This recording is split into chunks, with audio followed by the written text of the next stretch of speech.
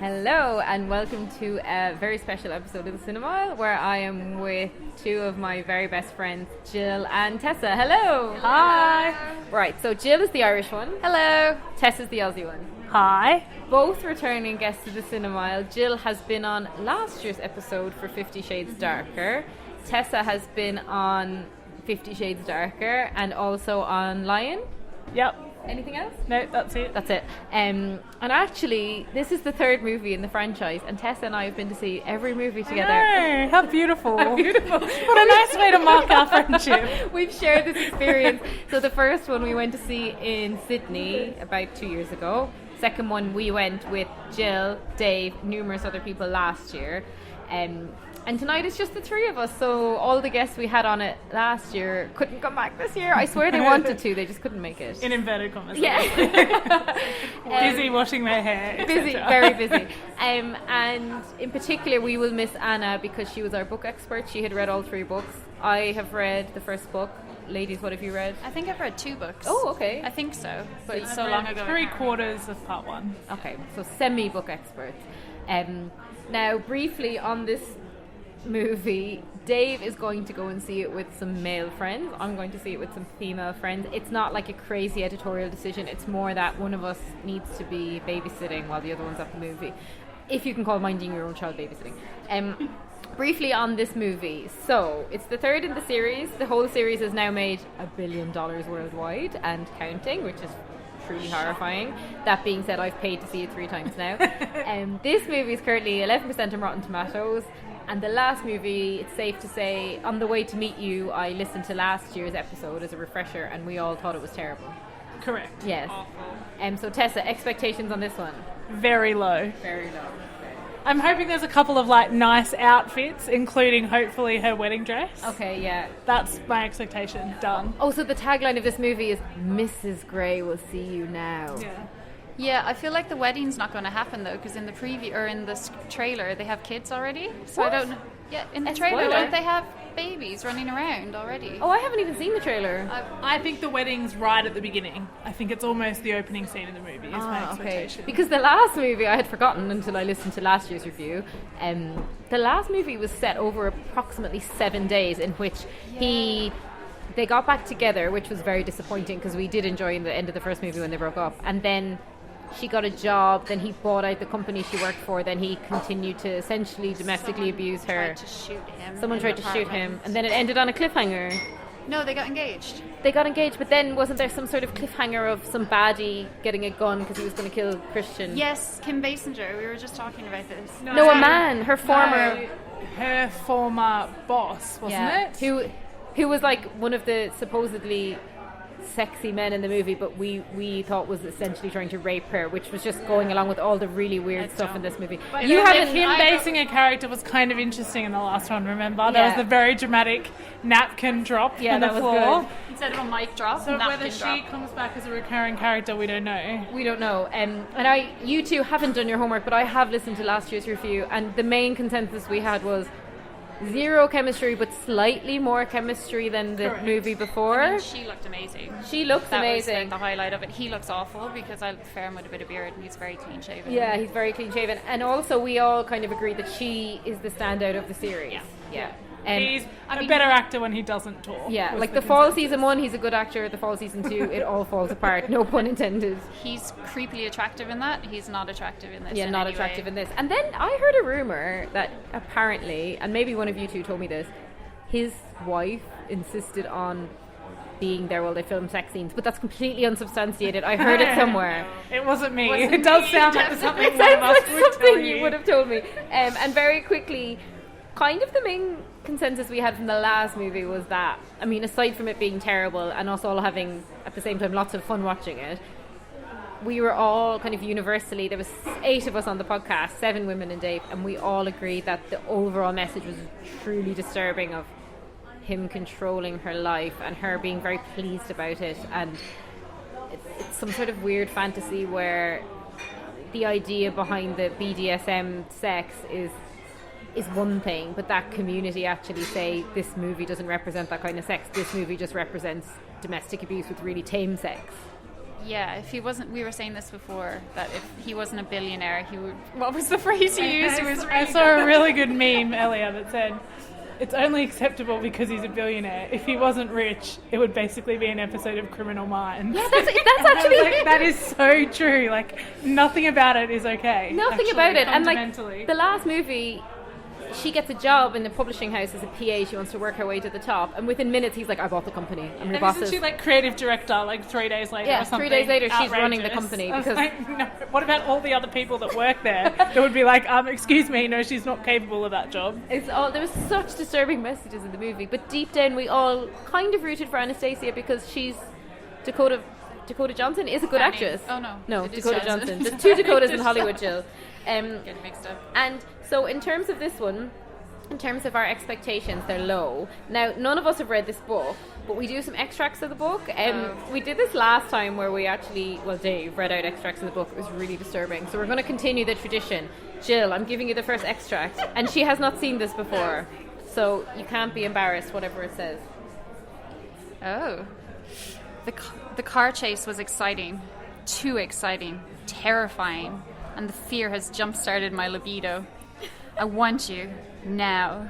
Christian tilts his head to one side and stares at me for a few minutes. Mrs. Gray, how very brazen, he whispers. Hands on my knees, baby. Lean forward. Lift that glorious ass in the air. Oh my God. Sorry, who's driving in that scenario? We don't know. Okay. But I Sounds really like look... irresponsible driving. I look forward to that car chase, and we do have to say E.L. James, she has a terrible way with words. Actually, not only... Less gifted than most. Yes, E.L. James is a really bad self-published author, right? We all know that. Sam Taylor Johnson directed the first movie and notably had a big fight with E.L. James and was sacked off it. Now, these second and third movies were shot back to back, and did you know that E.L. James's husband is the scriptwriter? Which is utterly bizarre. Definitely not. Completely unsurprising. Unsurprising, but utterly bizarre. It's like... Was their chance to edit, and they did not. Yeah, so they just decided to get rid of the dissenter, which was Sam Taylor Johnson, and just work together. Now, I'm all for husband and wife duos, but this when your work is that bad, you need a neutral observer. Okay, I'm going to read the second quote. And already I'm actually really embarrassed that I said that because I'm looking at this quote and I'm mortified. Jill, you did a good job of reading. Okay. Tease yourself. Oh my. I tug gently on my nipples. Harder, Christian urges. I groan in response and pull harder on my nipples, feeling them stiffen and lengthen beneath my touch. This is so erotic. That's so ... erotic. My left hand skims over my sex and I rub in a slow circle my mouth in an O as I pant.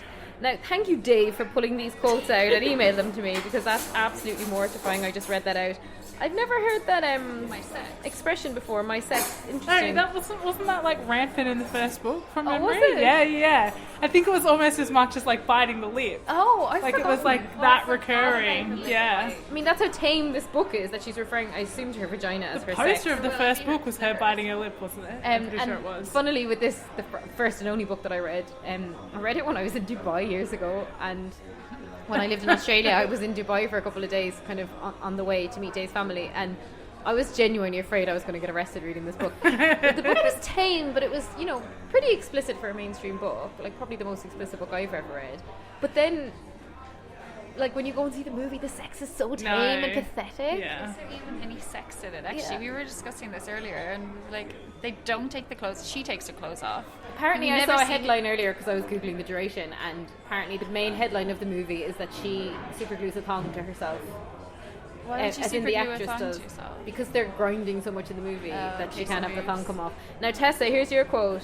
It's actually Is it this better or looks worse good. than the last? It looks worse. Okay. I don't know what that first line's even meant to say. It's supposed to say fuckable. Correct. You have such a fuckable mouth, Mrs. Gray. He closes his eyes and eases into my mouth as I squeeze him between my lips, running my tongue around and over him.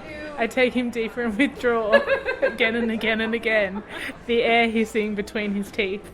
He grasps my shoulders and pulls me to my feet. Grabbing my braid, he kisses me hard, his persistent tongue greedy and giving at once. That is just. I just hope none of our parents. Disgusting. All I can say is Shall be thank telling my God. mom not to listen. No, I really hope our parents don't ever Thankful listen. I got the first one. Yeah. Mine was really tame.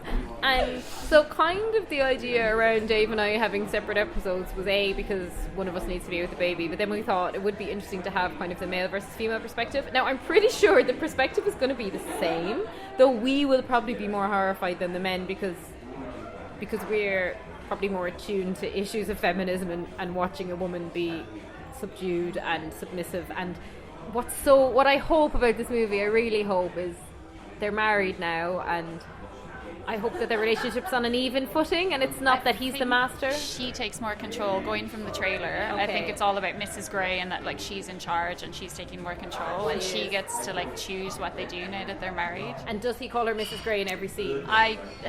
I don't know. We will find out. I think so. Okay, anything else to say? Oh, we should say we're in a pub in Richmond. We're actually going back to walk the original Cinemile, which was the Odeon in Richmond. We've met here, so we're having good times. So we're having some wine. This is where we went last year when there was pretty much no one in the cinema. It's also hashtag Galentine's night. Did you know that? I thought that was tomorrow. No, Galentine's is February 13th. Oh. Yes. How many days I've had Galentine's on the 14th? Which actually was originally coined by in Arrested Development. No, not Arrested Development. Parks and Rec. It was too. But I first heard of it in Sydney, Tessa, when you went for Galentine's dinner with your girlfriends. Yeah. The two are not a complete accident. Okay, yeah. So we're very excited to spend Galentine's together. We're going to watch a movie that we're hoping will be better. And also one last thing, we all three, I recall from last year's review, we all three hated both characters. So let's hope that at the end of this movie we don't hate both characters, because that's not fun. No. Fingers crossed. Yeah. Okay. Bye. Bye.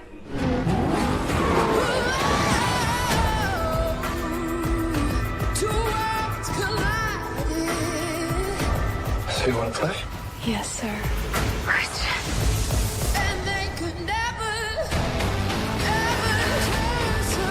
I made a vow to love you faithfully, forsaking all others, to comfort you in times of need, and to keep you safe for as long as we both shall live.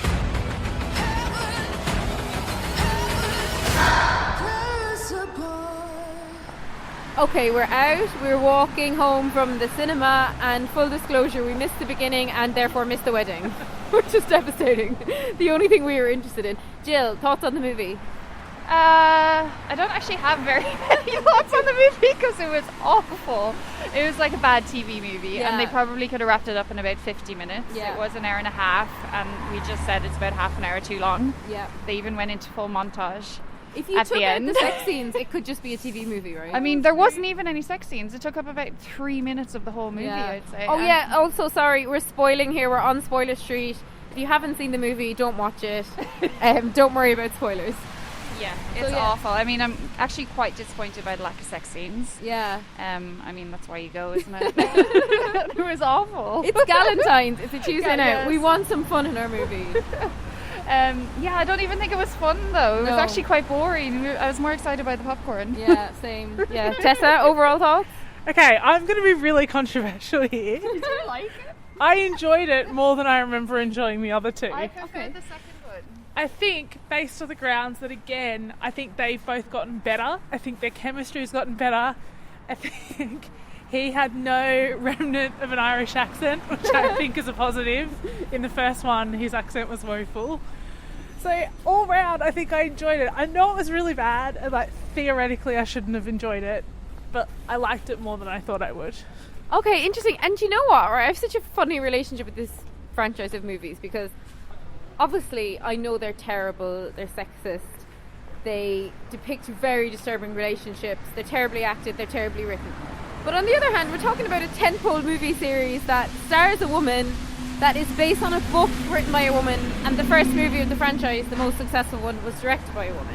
So that's cool, and that's very rare. And the reason Tessa and I have now gone 3 times, Jill's gone twice, and why we've done special episodes for this both times is there's very rarely event movies for women. Now, obviously we're on the 3rd movie and I wouldn't call it much of an event, but it's still, they release it around Galentine's. They're clever about it. And there's something nice about sitting in a cinema filled with other women who are all like giggling at the same things. Exactly. And, like, you know what I mean? Like, it's just like a nice feeling. It's a nice feeling, Rather and it's a than- shame about the movie. And Yeah. what I'm happy about is we know this has made over $1 billion worldwide. It's currently top of the box office in the UK anyway. It just promotes an industry where they know there's money to be made from women, and hopefully better movies will come on the heels of this that are for women, right? Yeah. Better than this. I hope so. But they, just tapping into the fact that there is a female audience out there. Now, there was one man in the cinema with a woman. The rest was all women. So I can't wait to hear how Dave got on with his friends. And I think there was 3 or 4 of them together in the cinema, which must have been really weird. Specifically, right, we're on Spoiler Street. But surely the men in the audience would be highly satisfied by the incredible car chase scene towards the beginning of the movie. Oh my God. Which was Fast and Furious yada. That was awful. So bad. So the plot of this movie is they're married. We think we missed a wedding scene, but we're not sure. Very quickly into the marriage, about a day in, it turns out they've never discussed whether she would take his surname, if she would take his surname when they get married, and B, whether they would have children, right? So they're kind of 2 very basic conversations. Which, like, given his predisposition to certain things in his life, there's probably basic things that I would like to cover just to make sure that those sort of weird tendencies didn't slip into every other aspect of his life. In the first movie, he drafted a contract for them to have sex, yet they're getting married and there's no talk whatsoever. Now, I'm speaking as someone who didn't take her husband's surname, right, after we got married. Now, if I'd arrived into my office the day after we got married and they said, Miss Cullen, we've changed your email address to Mrs. Corkery, and then Dave tried to email it bounced back, and then Dave stormed into the office, I would be so disturbed by the whole incident, I would blatantly divorce him. Or maybe you get an annulment at that point. And, like, whose IDT department is turning things around that quickly? Like, it literally takes 3 months for a new starter to set up anything at work. Oh my God, that is such a good point. Who is turning that around in that day? Okay, so we need to say as well, this movie is blatantly written by a man. First of all, there's a scene where she meets an architect, and they try to pit the women against each other, like, ooh, stop looking at my husband, bitch. And then there's another scene where her and her best gal pal go out for drinks together, and they're like, woohoo, martinis, bitches, or whatever. It's like, that's not how women speak to each other. I don't really have much else to say, right? It tries to touch on issues such as, like, revenge porn, rape, child abuse, totally badly. It's pathetic. I don't know why they're trying to address those issues, because actually they're addressed so badly and they're such serious issues. It's like, why are you trying to bring them up? Just don't worry about it. Yeah. We're not expecting you to have a higher purpose. No, like, please don't talk about that. We're here for the sex scenes. We're Get here on for the with sex it. scenes. Terrible. They were terrible. I actually can't. I know I was disappointed with the second one, but I'm really disappointed. There was God. nothing. There was no I sex. will say, I don't think there was any more chemistry than the last 2. I don't know. I don't really have anything to say about it. Can we discuss the fact that in multiple sex scenes, Jamie Dornan was wearing a pair of jeggings? Well, Jeggings!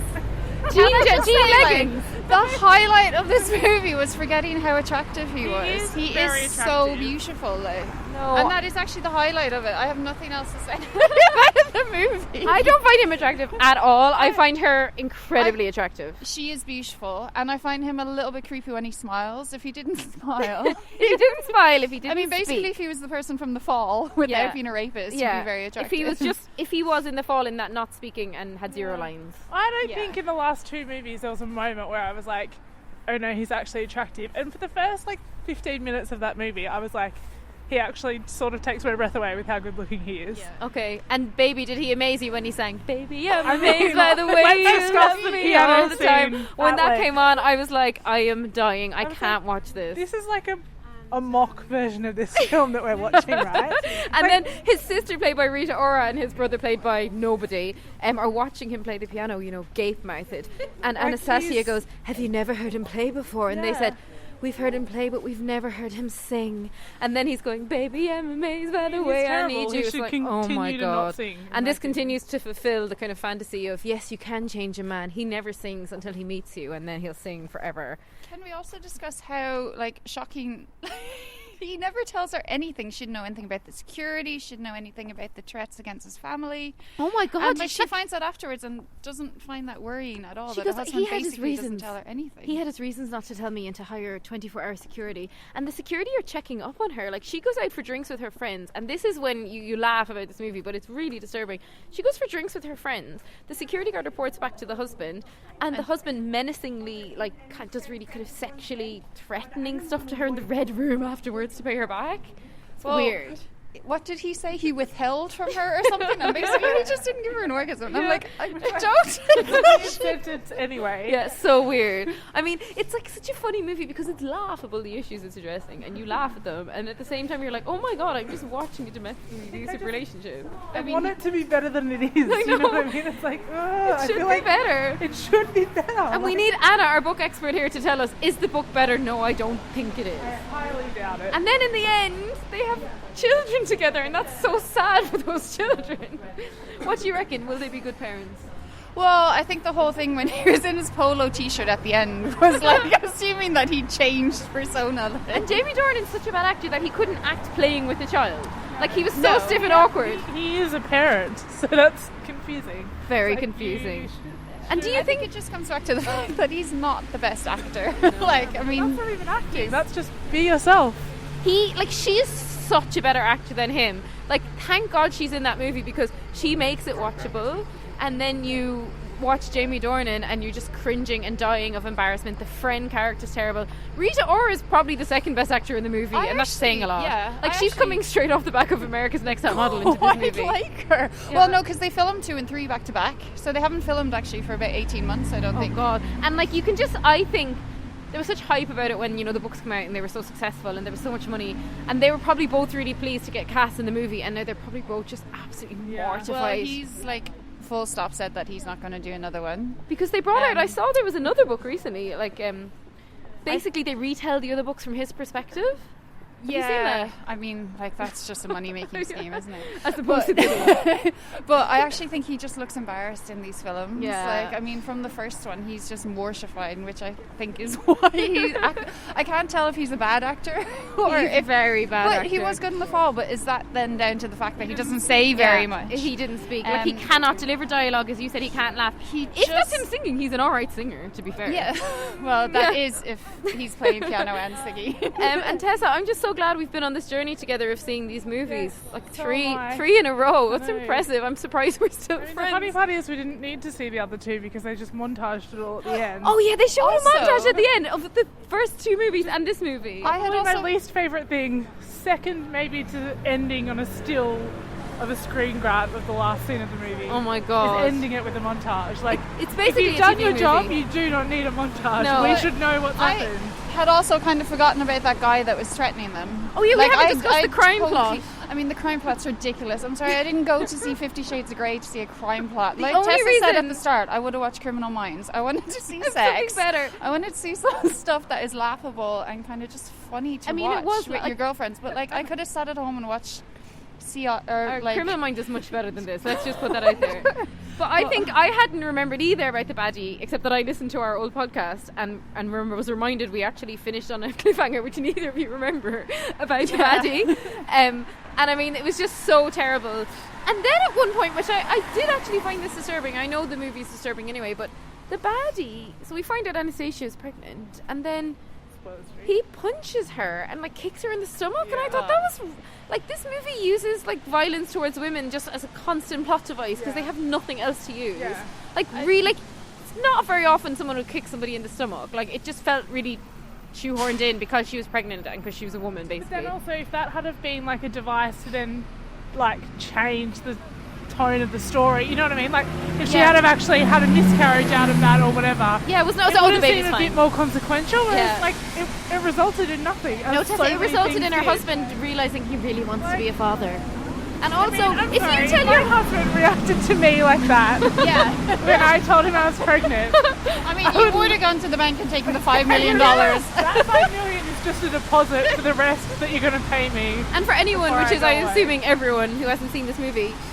Though it is number 1 in the box office, so who knows? I mean, how it's number 1 in the box office when there was about 4 other people in I know, but you were talking Richmond Odeon here. That cinema's always empty. Like, basically, she says, I'm pregnant, and he's like, fuck you, leaves the flat, gets drunk, and goes up and meets with his ex-girlfriend. ex? Yeah, like that's the plot. Now, I have to say, it's funny, I don't know if you guys know this, but last year, one of our top ever downloaded episodes was actually our 50 Shades one, which is one of the reasons we wanted to kind of do a special thing again this year for it.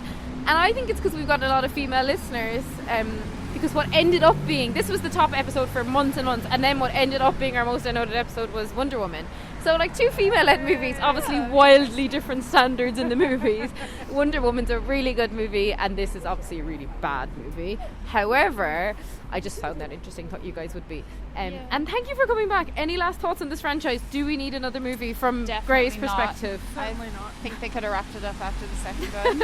Or potentially the first one. Yeah, Tessa, we've watched this in Australia and England together. We've crossed the world. So magical. Yeah, it's so wonderful. And thank you so much for coming on. This is so fun. Really enjoyed my glass of wine. Happy Valentine's Day. Yeah, happy Valentine's. I'm looking forward to hearing what the guys thought about this movie. I reckon they probably had fun. Yeah. And it's freezing cold, and we're out walking. True dedication to the podcast. We're actually doing the Cinemile. Yeah, we're doing the original Cinemile, Richmond Cinema. Very exciting. So thank you for listening. Let us know what you thought about 50 Shades. What's it called? 50 Shades Freed. Freed from what? I don't know. As we thought, that went nowhere. Oh, and one other point on the movie, right? At the start, she makes a joke about how she would be barefoot and pregnant, i.e. the classic image of the, restrained, subjugated woman. And then in the end, she is barefoot and pregnant. I'm like, what's this movie trying to tell us? I mean, you can be emotionally abused and still be the perfect wife. Yeah, it's just like so. As long as you've got lots of money and have a cool house at the end. Yeah, and like when you marry someone and then he buys you a house with no consultation whatsoever, and like, this is your home now. Oh, thanks. But anyway, we didn't even get a good house reveal. I was like, yes, can't wait to see how this house turns out. Yeah, there was no makeover, nothing. Only the outside, which basically looked exactly the same. Yeah, like a French chateau in the middle of Seattle. So we need to wrap this up now because it's freezing. Tell us what you thought about 50 Shades Freed. Also, we should probably do a poll which episode's better, assuming everyone will vote for ours. Obviously, we've never done like double-sided episodes before. It's thrilling stuff. I think we should start it. That's quite fun. Yeah, it's just because we can never go to the cinema together anymore. And it's like tag team. Oscars. Yeah, tag team with the baby. Okay, and follow us on the Cinemile. Do you follow us on Instagram, Jill? I do. Good. I do actually. Tessa, do you follow us on Twitter? No, I don't use Twitter. Well, you better get on Twitter and follow us. And have you both left us a 5-star iTunes review? I don't have iTunes. Right, Tessa? I have not, but I've got it penciled in for later tonight. Such good friends. Right, Jill, get iTunes. I followed you on Thank you. everything else that I have. Okay, thank you. And I do give you 5 stars. Okay, and happy Valentine's. Happy Valentine's bye. to you. Do you not want to have kids? Of course. One day, just not now. I'm not ready to share you with anyone.